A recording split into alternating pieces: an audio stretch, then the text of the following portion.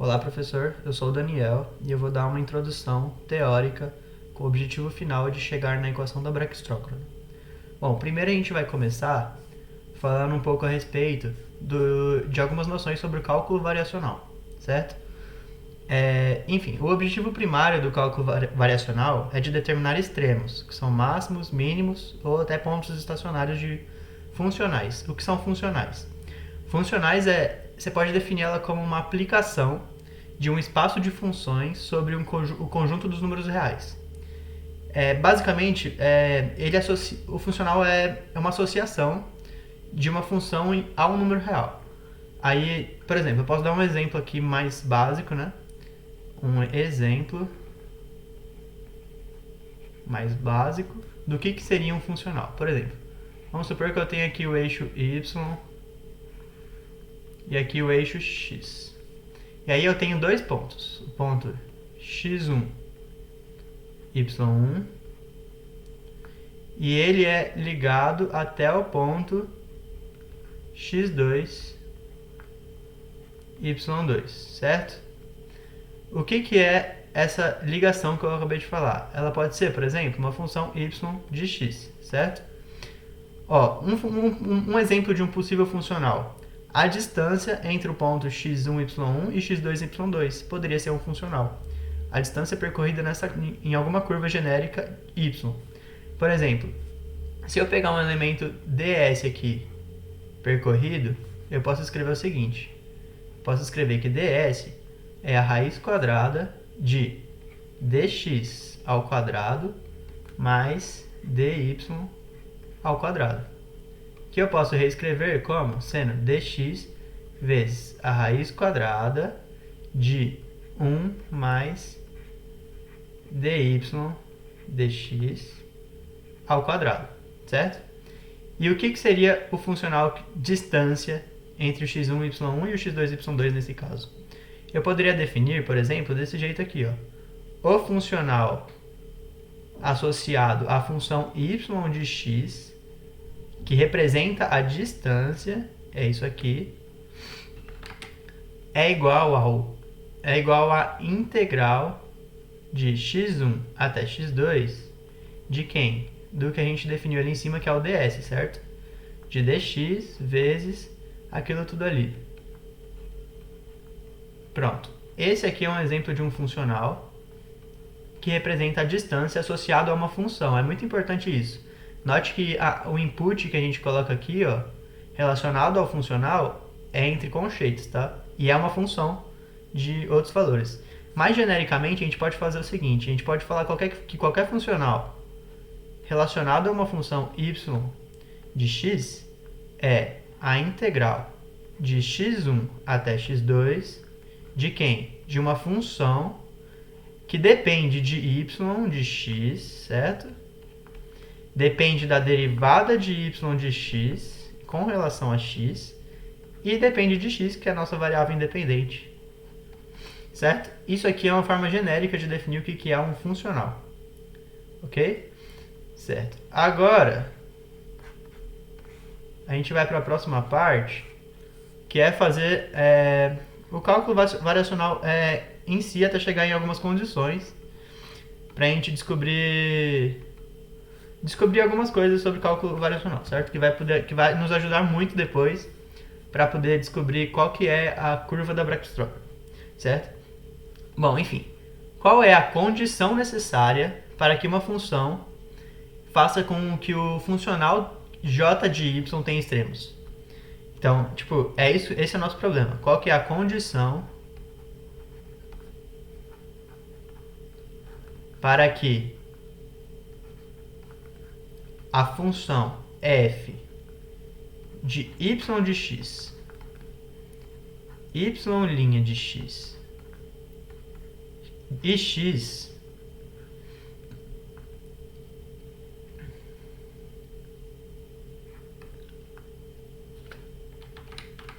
qual que é a condição qual que é a condição para que essa função faça com que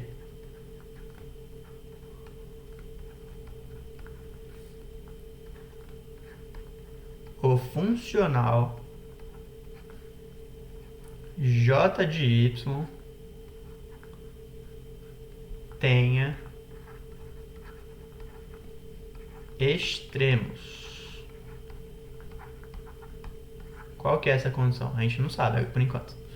Mas a gente pode começar a usar o cálculo variacional para descobrir isso. Eu vou começar aqui escrevendo uma função genérica em um sistema de coordenadas dependente de x e de y, certo? Para a gente começar aqui o estudo. Bom, vamos supor que a gente tem aqui o x e y, e a gente tem aqui o ponto x1, y1, e aqui em cima a gente tem outro ponto x2, y2, certo?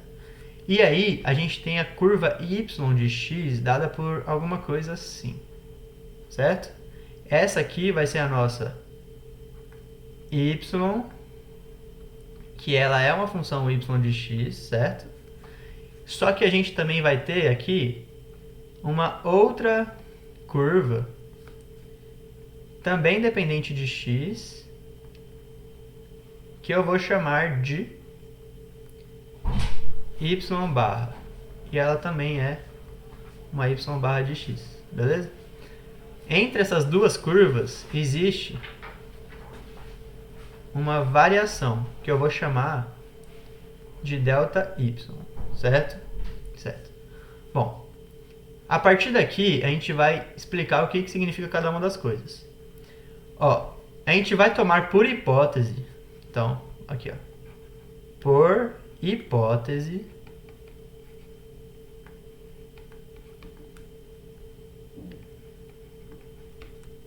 a curva y de x extremiza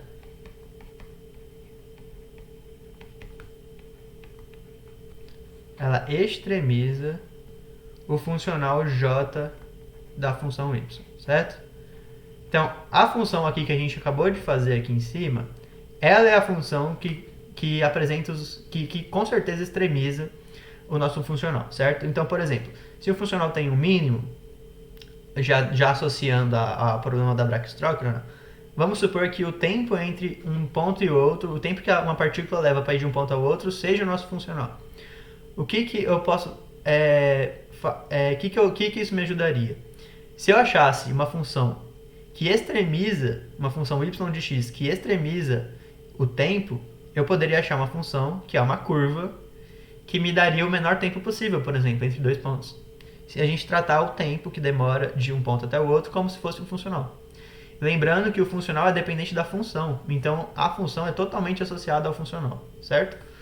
Enfim, o que a gente pode escrever a respeito da função y barra? A gente pode escrever o seguinte: y barra de x, ela vai ser igual a y de x mais uma certa variação, certo? Essa variação a gente vai escrever dessa fórmula assim, aqui, ó, dessa forma. Ela vai ser um epsilon vezes um eta. Só que o eta é um eta de x, certo? E o epsilon, ele é um número real, certo? E você pode notar aqui também que as duas funções elas partem e chegam no mesmo ponto, certo? Porque essa é a condição inicial que a gente colocou. Então, além de tudo, a gente tem que escrever o seguinte. A gente tem que escrever que o y barra em x1 é igual a y de x1 e o y barra de x2 é igual a y de x2. E para isso, o θ de x1 e o eta de x1 e o eta de x2, ambos têm que ser zero nesses pontos, certo? Ou seja, existe uma coincidência entre a função y de x e a função y barra de x, nesses dois pontos, ok? Agora, a gente pode escrever um funcional qualquer da seguinte maneira, certo? A gente já viu ali em cima que qualquer funcional em relação a uma função y, nesse caso eu vou fazer em relação a y barra porque ela é a nossa variacional, certo? Porque lembra que a y é, por hipótese, a função extremizadora, né? que faz com que existam extremos no funcional. Então, o funcional é um j de y barra, E ele pode ser escrito como a integral, como a gente já viu ali em cima, de x1 até x2, de uma f de y barra de x, de y barra linha de x e de x dx, certo? E note que essa conta aqui, o que ela vai ficar dependente no final das contas? Ela vai ficar dependente de epsilon, certo? Ela vai ser, no fim das contas, uma função que eu vou chamar uma função φ de epsilon, ok? Ela vai virar uma função dependente apenas de epsilon, depois dessa conta aqui, certo? Ok. Agora, deixa eu adicionar uma página. Beleza, aqui. Pera aí, antes disso eu vou fazer o seguinte. Quando que a gente pode escrever que o y barra é igualzinho ao y? Ou seja, quando que o y barra vai apresentar extremos? O j de y barra vai apresentar extremos. Lembra que, por hipótese, o j de y barra vai apresentar extremos. Ó, eu vou escrever aqui. Vai apresentar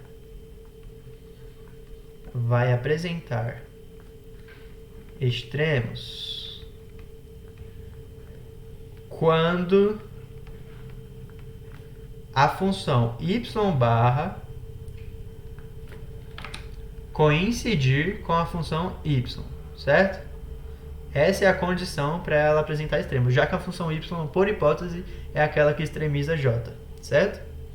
Então, quando isso aqui acontece, que é somente ser epsilon igual a zero, certo? Por essa formulazinha aqui, ó. Exatamente aqui, ó. O epsilon tem que ser igual a zero, para o y barra e o y serem coincidentes, certo? Que é a condição para que o j tenha extremo, certo? E o que acontece? Só adicionar mais uma página aqui. Nesse caso, a gente pode escrever o seguinte, que a derivada total da função φ com relação a epsilon, lembra que ela é uma função de epsilon, ela tem que ser igual a zero, certo? Para epsilon igual a zero. Essa é a condição para que j tenha extremos. Enfim, isso aqui significa o mesmo que dizer o quê? É a mesma coisa que escrever isso aqui, ó. É a mesma coisa que escrever que a integral de x1 até x2, quem que era a φ? Você lembra qual que era o φ? O φ era a função f de y barra, f de y barra, de y' barra e de x. Aí a gente vai ter que passar o diferencial total de φ, porque essa é a condição para que ele tenha extremos, certo? A gente está construindo a condição em epsilon igual a zero, que φ deve satisfazer, que é a derivada total em relação a epsilon ser nula, para que o j tenha extremos, certo? Para que nosso funcional tenha extremos. Então, o diferencial total ele vai entrar dentro daquela integral, daquela definição do j, certo? Porque o φ de epsilon ele é idêntico ao j de y barra, que é a mesma coisa que aquela integral de x1 até x2 da função f dx. Agora a gente vai passar o diferencial total e vai fazer as derivadas parciais em relação ao f. Como que isso fica? Vai ficar assim, ó. Vai ficar a diferencial parcial de f com relação a y barra vezes a diferencial de y barra com relação a epsilon mais a diferencial de f com relação a y barra linha, porque o f depende de y barra linha também, vezes a diferencial parcial de y barra linha com relação a epsilon. Por que não tem o termo em x? Porque o x é variável independente, certo? Ela não depende de epsilon. Epsilon e x não são dependentes entre si, então a parcial de f com relação a x vai multiplicar um valor nulo, certo? Porque a derivada parcial de x com epsilon é zero. Isso tudo é feito em epsilon igual a zero, e a integral disso aqui tem que dar zero, certo? Certo. Mas tem um porém, a gente sabe quem é o del y barra del epsilon, certo? Quem que era esse valor anteriormente a gente viu quem era. Esse valor, ele era o próprio eta, certo? E se a gente derivasse aquela expressão, deixa eu escrever essa expressão aqui do lado de novo. Eu vou escrever bem aqui do lado. Ó. Lembra que o y barra é igual a y mais epsilon eta. Então, quem que é o y barra linha? Ele vai ser o y... Aqui é barra. Não, aqui é y. Ele vai ser o y linha mais o epsilon eta linha, certo? Tem essas duas relações. Aqui a gente faz isso aqui e dá eta. Se a gente fizer a derivada do y barra, como está aqui nessa segunda equaçãozinha aqui que eu escrevi, ela com relação a epsilon, quem que é? É o eta linha, certo? Como a gente pode ver aqui. Sobra aqui o eta e aqui sobra o eta linha. Enfim. E além de tudo, a gente sabe que a gente sabe também que o y barra é igualzinho ao y se o epsilon é igual a zero. A gente está na condição de que o epsilon é zero, certo? Então isso aqui vai acontecer. Então como que fica a nossa expressão? A nossa expressão fica o seguinte. A derivada total em relação a epsilon de φ para quando o epsilon é igual a zero vai ser igualzinha à integral de x1 até x2 de quem? De del f del y agora, certo? Porque a gente está trabalhando em epsilon igual a zero, vezes eta, mais del f del y' vezes eta' dx, certo? Isso tudo tem que ser igual a zero. Deixa eu só colocar um colchetes. Prontinho. Porém, esse segundo termo aqui, a gente quer reescrever ele de outra forma. Como que a gente vai reescrever? Eu vou fazer uma observação aqui. A gente sabe que a integral de x... eu estou fazendo o termo da integral, tá? Separando a integral em duas. Vai ficar desse jeito. Ó, a gente sabe que a integral de x1 até x2 de del f del y' vezes eta' dx é a mesma coisa que a derivada parcial de f com relação a y', certo?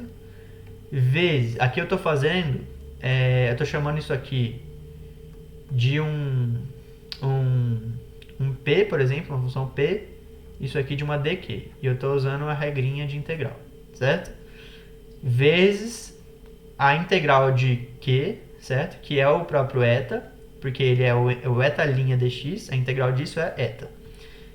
Nos extremos de x1 até x2. Menos a integral de quem? Menos a integral de x1 até x2 de eta vezes a derivada do p, certo? Com relação a x, que é quem? A derivada em relação a x, a derivada total do p, que é o del f del y', certo? Isso tudo dx. Então, o que a gente pode falar sobre esse primeiro termo aqui? Esse primeiro termo, ele vai ser alguma coisa vezes o eta de x2, certo? Menos alguma coisa vezes o eta de x1. Mas quem que era o eta de x2 e o eta de x1? Eles eram zero, então esse termo aqui vai dar zero também. O que sobra é só esse segundo termo. Então, como que a gente pode escrever, reescrever a nossa expressão original? Que é aqui, essa daqui de cima, aqui, ó, essa aqui. Como a gente pode reescrevê-la? A gente pode fazer desse jeito. A gente tem, então, no fim das contas, que a condição para que o j tenha extremantes é a integral de x1 até x2. Reescrevendo já o segundo termo, pelo que a gente acabou de achar, usando a regra usando a integral por partes, certo? Aqui em cima, em vermelho. A gente pode escrever que a derivada parcial de f com relação a y, que está aqui em cima, certo? Eu estou colocando em evidência porque vai aparecer duas vezes, certo? Não vai não, peraí, falei besteira. Enfim, deixa eu continuar aqui. É só substituir esse termo aqui de dentro lá na integral original. Então, menos a derivada total em relação a x de del f, del y' vezes o eta dx é igual a zero. Beleza? Essa é a condição final. Porém, a gente ainda não terminou a condição até a forma final dela, certo? Existe um lema fundamental, né? Pelo lema fundamental do cálculo das variações, existe um lema que diz que... aqui, ó. Lema fundamental. O que ele diz? Ele diz que a integral de x1 até x2,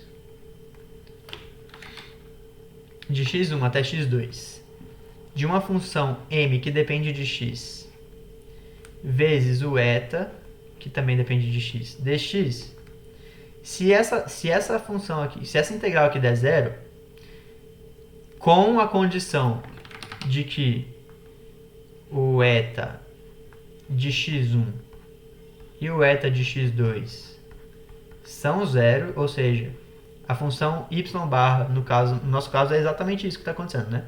Lembra que o eta de x1 e o eta de x2 são zero, porque o y barra coincide com o y, não importa qual seja o y barra, nos extremos do intervalo x, certo? E aqui está acontecendo exatamente isso, né? Essa aqui é a nossa função m, se vocês pararem para analisar. E ela está multiplicando a eta também. Aqui tem o m, aqui tem o eta. E o que esse lema fala? Esse lema diz o seguinte, que isso só vai acontecer quando o m de x for identicamente nulo dentro daquele intervalo, né? Quando o x pertence ao intervalo que está sendo analisado. Ele tem que ser identicamente nulo entre x1 e x2. Certo? Nesse intervalo aqui, no intervalo x1 e x2. E então, o que a gente pode escrever na nossa expressão original? Que essa partezinha aqui, né? Essa parte toda aqui que está em vermelho agora, sublinhado de vermelho, ela tem que ser identicamente nula, certo? No intervalo que a gente está trabalhando.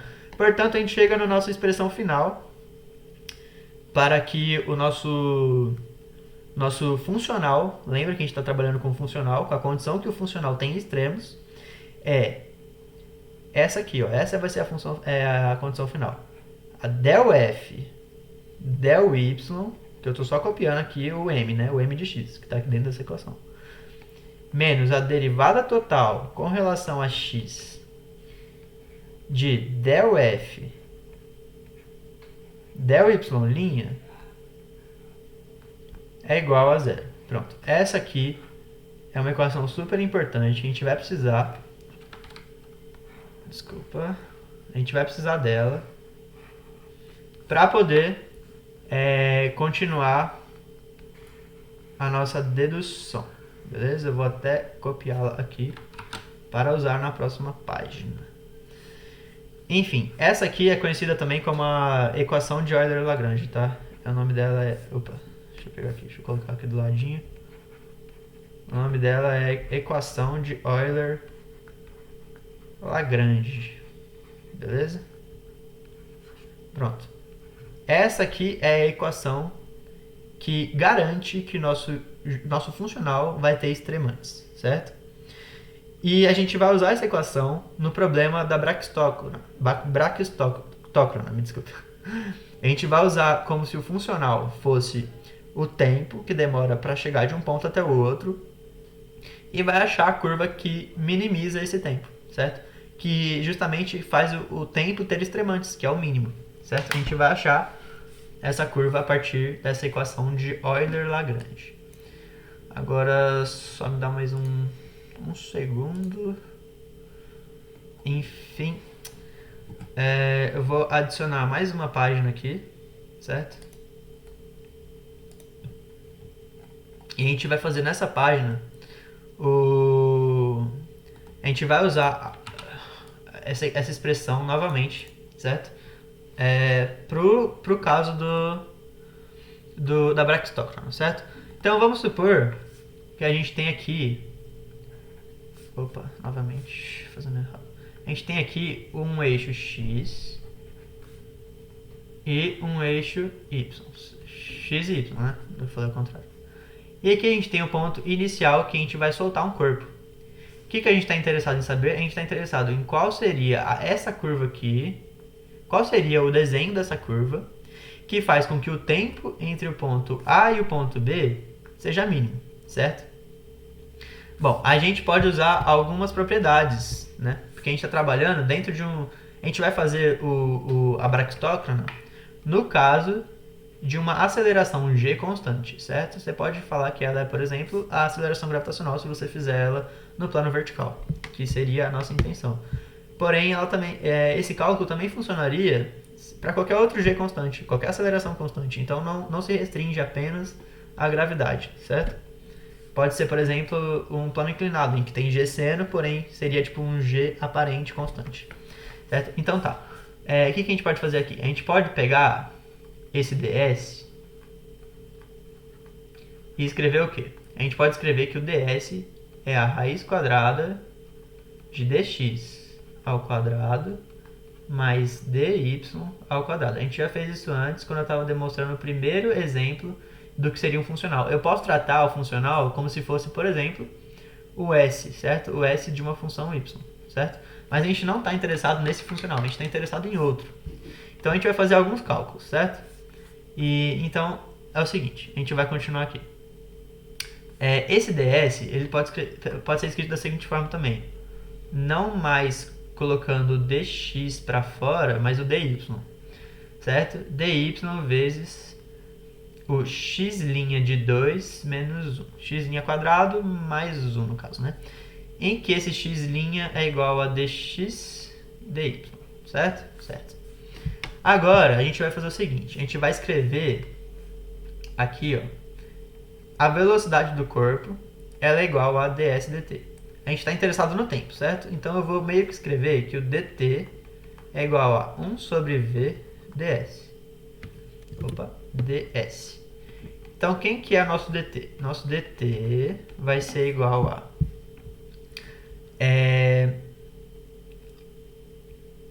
Nosso dt vai ser igual a essa expressão aqui, certo? Essa expressão aqui do lado vai ser a raiz quadrada de x' ao quadrado mais 1 vezes dy dividido pela velocidade, certo? Mas quem que é a velocidade no campo gravitacional se a gente usar o teorema da conservação da energia? O que a gente pode escrever? Vamos supor que a gente está... eu escolhi eixos muito ruins aqui, certo? Eu poderia escolher o referencial aqui em cima, certo? Tipo, deixa eu refazer esse referencial aqui, porque ele está realmente muito ruim, tá?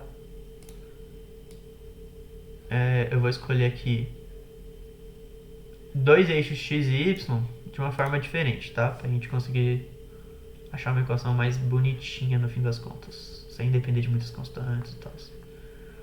Bom, esse aqui vai ser meu eixo x e esse aqui vai ser meu eixo y, tá apontado para baixo, certo? Então tudo bem, o que eu posso escrever então pelo teorema da conservação da energia? Se ela parte, a partícula parte em A, o que eu posso escrever? Eu posso escrever aqui menos mg y mais meio de mv quadrado, certo? Supondo que a massinha, a partícula tem uma massa v, é igual a zero. A massa vai cortar, não importa, né? Então a gente pode escrever que o v é igual a raiz de quem? Raiz de 2gy, certo? Agora a gente pode usar esse resultado e colocá-lo aqui.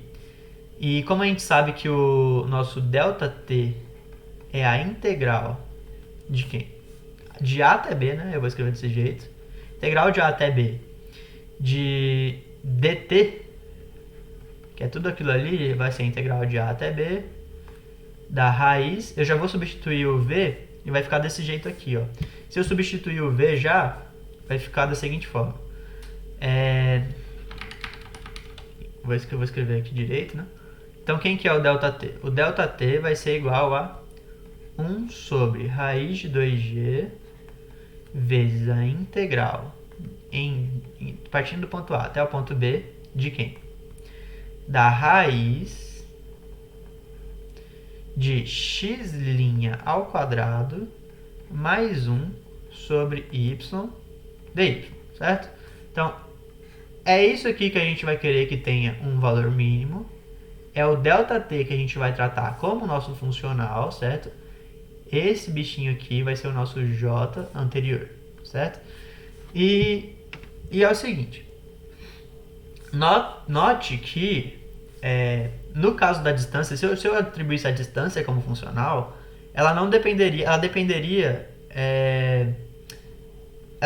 não ficaria desse jeito, mas com o tempo fica exatamente essa expressão aqui, e a gente pode notar que essa expressão, ela é uma expressão, uma função, né, de y, x e x', certo? Então aqui a gente está tratando o y como nossa variável independente, o x e o x' são as funções, certo? E a função derivada, certo? Da trajetória que, teoricamente, deveria diminuir tudo. E tudo bem, agora o que a gente vai usar, né?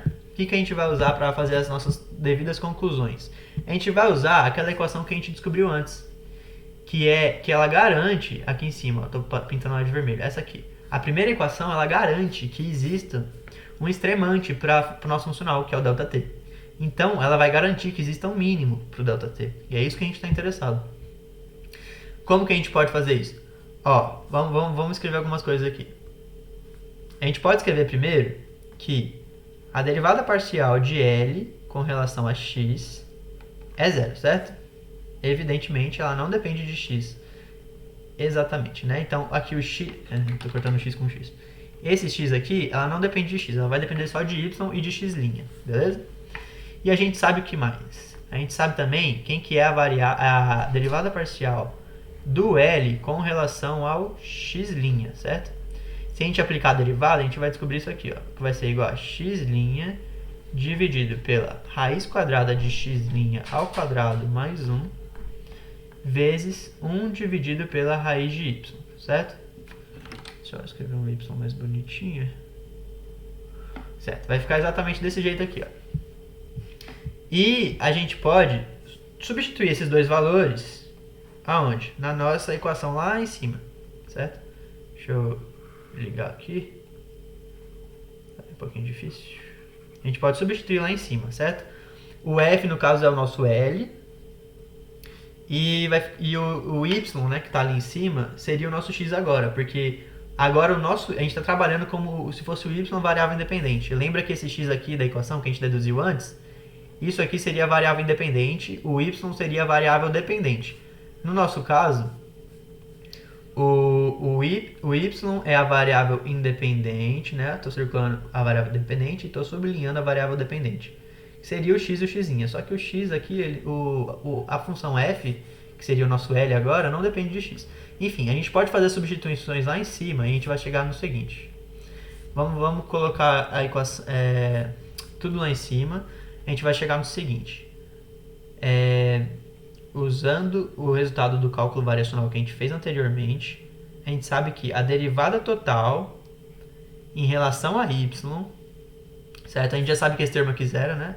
O del f, del y lá em cima, que seria o nosso del L e del x, vai zerar, certo? Então vai ficar só que o segundo termo é igual a zero. Qual que é o segundo termo? O segundo termo é a derivada total de quem? De x', né? Que é esse termo aqui em cima. De x' dividido pela raiz quadrada de x' ao quadrado mais 1 vezes 1 sobre raiz de y é igual a zero. Se isso aqui é igual a zero, então a gente pode falar que o que está dentro é o quê? É uma constante, certo? Então eu posso escrever x' dividido pela raiz quadrada de x' ao quadrado mais 1 vezes 1 sobre raiz de y, certo? O que é isso? Isso aqui é uma constante c, certo? Isso aqui é uma constante real.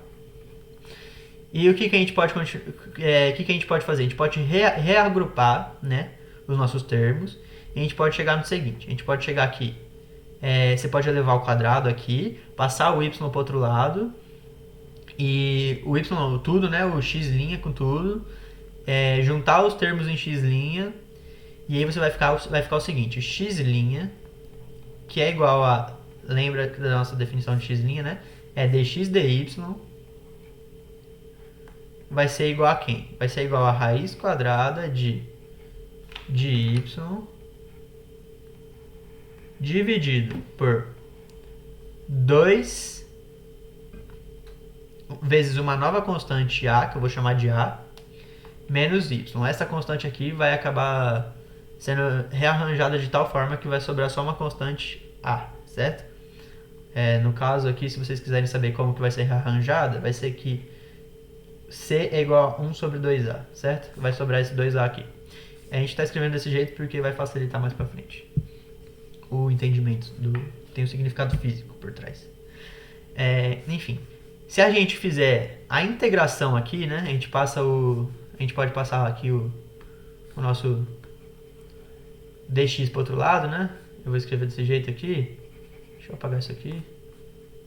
Dx, e eu posso integrar dos dois lados de a até b, né? No caso eu não vou integrar, eu vou só fazer a integração mesmo. Eu faço a integração aqui.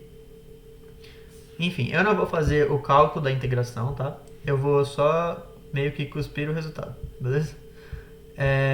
Deixa eu ver aqui, vai dar... Eu tinha anotado, tá anotado aqui o resultado. E eu quero pegar ele.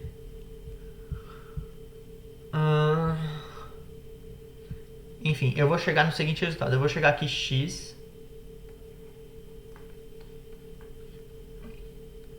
de θ, tá? Eu vou chegar em uma função x de θ, tá? Que vai ser uma variável que a gente vai implementar. No meio da integração, a gente acaba fazendo umas substituições e aparece o θ, beleza? Então a gente vai chegar no seguinte. A gente vai chegar que x de θ vai ser igual a vezes θ menos a vezes o seno de θ, certo? E é isso. E o y de θ... Então, no fim das contas, a gente achou, né? A gente consegue achar aquela curva y de x. Porém, do jeito que está dado aqui, está um y de θ, certo? Que é um parâmetro. A gente achou a curva em sua forma paramétrica, certo? Em função de θ. Mas ela existe. E essa é a curva que minimiza o nosso funcional ΔT. Beleza? E o y de θ vai ser a menos a cosseno θ. Se a gente parar para prestar muita atenção no formato do x e do y, a gente vai encontrar algo muito incrível. Ó, vamos ver aqui. Eu vou pegar uma circunferência, beleza? E eu vou fazer essa circunferência andar um pouquinho para a direita, certo? Deixa eu fazer uma circunferência melhor aqui. Pronto, tá melhor. Essa circunferência vai andar um pouquinho para a direita. E o quanto que ela vai andar? Ela vai andar o raio vezes o ângulo que o ponto que... Ó, vamos ficar pensando nesse pontinho aqui. Esse pontinho, ele andou até chegar em algum ponto aqui, certo? Vamos supor que seja aqui, vai, um pouquinho para baixo ali. Esse ponto P, se a gente pensar numa circunferência rolando numa superfície, o que esse ponto P que está acontecendo com esse ponto P? Vamos supor que essa distância seja A, tá? Lembra que eu falei que o A tinha um significado físico lá naquela constante, 1 sobre 2A? Então, é justamente o raio da cicloide, o raio do círculo que gera a cicloide, porque isso aqui a gente vai ver que é exatamente uma cicloide. A gente vai ver que isso aqui vai dar uma cicloide, beleza? E olha por que dá uma cicloide. Se eu pegar um círculo e fazer ele rolar em uma superfície plana, ele vai andar, por exemplo, a cada ângulo θ, e o θ também é importante, tá? A gente está fazendo a equação paramétrica em função de θ justamente para ficar fácil de visualizar o que está acontecendo. Aqui vale raio A, aqui está o nosso ponto P depois de um tempo que ele andou θ, e aqui essa distância é A vezes o raio, né? Quer dizer, o raio vezes o ângulo, que é Aθ, beleza? Então, o nosso ponto P agora está aqui. E note que, se a gente traçar... quem que é o Aθ? O Aθ não é a distância do centro da esfera em relação a θ? E o que é esse termo aqui? Esse menos a seno θ. Quem que é a seno θ? Ó, se a gente olhar na figura, o Aθ é isso aqui, e o a seno θ é isso aqui, ó. É a distância do P até aqui, só que negativo, né? Até o centro também, no eixo X. Se a gente pensar que aqui ó, o eixo X, ó, o eixo X começa aqui, exatamente onde o ponto P estava antes, e sendo orientado positivamente para a direita, então, quem que é o X do ponto P? O X do ponto P é exatamente o X de θ. É A vezes o θ, que é o tanto que ele andou aqui, menos o A seno θ. Esse aqui é o A seno θ, ó. A seno θ. Tá muito feio escrever desse jeito aqui, eu vou fazer uma setinha. Isso aqui é o A seno θ. Esse aqui é o Aθ. Quem que é Aθ menos o A seno θ? É o X do P.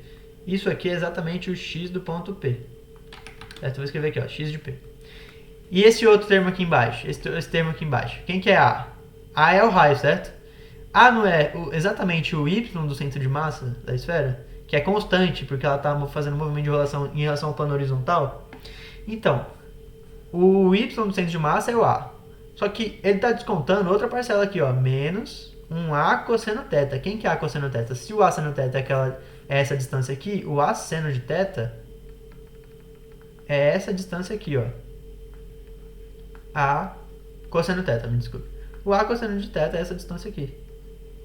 E o que isso significa? Que esse valor aqui, y de θ, é o y do ponto P. Então, o que a gente descobre? A gente descobre que conforme essa circunferência vai rolando, ela vai gerando uma curva, e essa curva aqui é exatamente a solução que minimiza o tempo. Essa curva aqui é exatamente a solução que minimiza o tempo de partir de um ponto até o outro. Certo? Esse é o formato da curva, que minimiza uma partícula de se mover de um ponto até o outro em um campo com uma aceleração constante, que a gente chamou de g, é exatamente uma cicloide, dada por isso aqui. Uma cicloide dessa forma aqui. Lembrando que qualquer A que eu escolher vai gerar uma cicloide diferente, né? Se eu pegar um raio maior aqui e fazer ele rolar, ele vai gerar uma cicloide com parâmetros maiores, certo? Porém, ainda assim vai ser o menor tempo entre esse ponto inicial e esse ponto final aqui, por exemplo. Não existe outra curva que tenha um ΔT menor para chegar daqui do ponto A até o ponto B ou até o ponto C. Se eu quiser ir até o ponto C partindo do ponto A, a menor curva que faz isso é uma cicloide com um raio tal que gere essa curva que passe no ponto C. Entenderam? Então, tipo, o movimento que esse ponto P descreve é exatamente a cicloide que a gente estava querendo no começo. Lembra que a gente usou a equação de Euler-Lagrange justamente para minimizar, para falar que existem extremos, e a gente consegue provar que esse extremo, nesse caso aqui, é o mínimo, certo? É um mínimo. A gente consegue provar que é um mínimo, o que eu não vou fazer aqui, desse funcional que a gente escolheu, que é o ΔT. Então, o que a gente acabou de achar? A função que minimiza o ΔT, certo? A curva que minimiza o ΔT. A gente provou que ela é uma cicloide. Era isso que a gente queria provar desde o começo, certo? Então, está provado. Muito obrigado. Acabou a introdução teórica. A gente vai fazer uma cicloide na prática, certo? Utilizando esse conceito aqui. Esse conceitozinho aqui de fazer um disco rolando. E a gente vai provar experimentalmente, né? A gente não vai provar nada. A gente vai mostrar experimentalmente que realmente o tempo que demora de um ponto até o outro é o mínimo. Certo? A gente vai comparar com algumas outras curvas que a gente vai fazer. Certo? A gente vai fazer uma linha reta, vai fazer uma cicloide, vai fazer uma curva aleatória e vai mostrar que o tempo da cicloide é realmente o menor em relação a esses dois aqui. Em relação à reta e alguma outra curva aleatória. E muito obrigado, professor. Essa foi a introdução teórica, ficou meio longa, mas espero que tenha sido proveitosa. Muito obrigado.